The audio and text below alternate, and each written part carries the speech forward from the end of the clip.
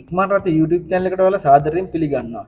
ඉතින් අද මම කතා කරන්නේ දැන් මේ වාහන ගෙන්නලා තියෙන මාස 3ක් ඇතුළත ඔක්කොම විකුණන්න ඕන කියලානේ. ඉතින් මේ විදියට ගියොත් නම් වාහන මිල විකිනෙන්නේ නැහැ ඇත්තටම. ඉතින් මේ ගොඩක් ලොකු මුදල් වලට මේ වාහන විකුණන්න හදන්නේ. ඉතින් ලංකාවේ තියෙන වාහනත් මොකද කරලා තියෙන්නේ මේ අලුතෙන් ගෙන්නපු වාහන වල මිලටම මේවා ඔක්කොම මිලවල් උස්සලා තිනවා. ඉතින් එහෙම වුණොත් ප්‍රශ්නයක් තියෙනවා. ඔය ගෙන්නපු ගා ඉන්නවනේ. එයාලට තියෙන මාස 3යි මේක ක්ලියර් කරන්න. ඉතින් මාස 3 ඇතුළත ක්ලියර් කරන ඇග්‍රීමන්ට් එකට තමයි එයාලා ගෙනල්ලා තියෙන්නේ. ඉතින් මේ මාස 3ක් ඇතුළත ක්ලියර් කරගන්න බැරි වුණොත් සාමාන්‍ය මාස 2කමාරක් විතර යද්දි මෙයාලට මේ මිලට නම් විකුණ ගන්න හම්බ වෙන්නේ නැහැ. එතකොට පොඩි මිලේ අඩුවක් වෙන්න පුළුවන්. නමුත් ඒකට විරුද්ධව වෙලා තියෙන වැඩේ තමයි මේ තියෙන වාහන මිල උස්සලා තියෙන එක.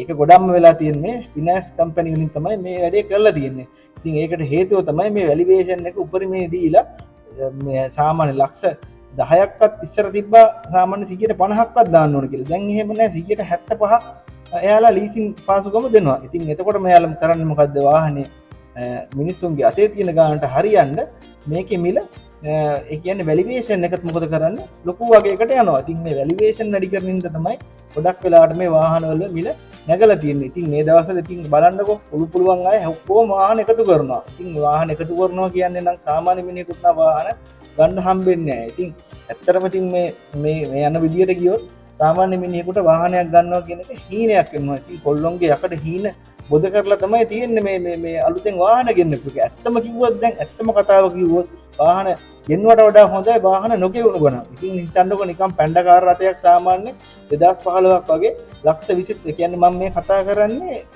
වාහන මිල වැඩි වුණාට පස්සේ වාහන මිල වැඩි වෙලා වාහන රටට ගෙන්නවන්න ඔන්න මෙන්න අවස්ථාව. ඒ වෙනාවෙද්දි සාමාන්‍ය 2015 විතර පැණ්ඩකාරයෙක් ගියේ ලක්ෂ 23ට 24 විතර තමයි 2015 ගියේ. දැන් මොකක්ද වෙලා තියෙන්නේ? ලක්ෂ 30ටත් දාලා තිනවා. ඉතින් කොහොමද මිනිස්සෙක් වාහනයක් ගන්න කියන්නේ? ඉතින් වාහනේ ගෙන්නලා දැන් මාසෙකමාරක්වත් නැහැ. හිතන්නකෝ ලක්ෂ 24 වාහනේ ලක්ෂ 28 29ට යනවා කියන්නේ ලක්ෂ 5ක් වාහනේ වැඩි වෙලානේ. ඉතින් කොහොමද මේ රජේ ඉතින් මේක පොඩ්ඩක් මොකක් කරේ මේකට අනිවාර්යෙන්ම මේකට විසඳුමක් දෙන්න ඕනේ. ඉතින් ඩොලරේ විතරක් 300 වටේ කරකලා හරියන්නේ නැහැ.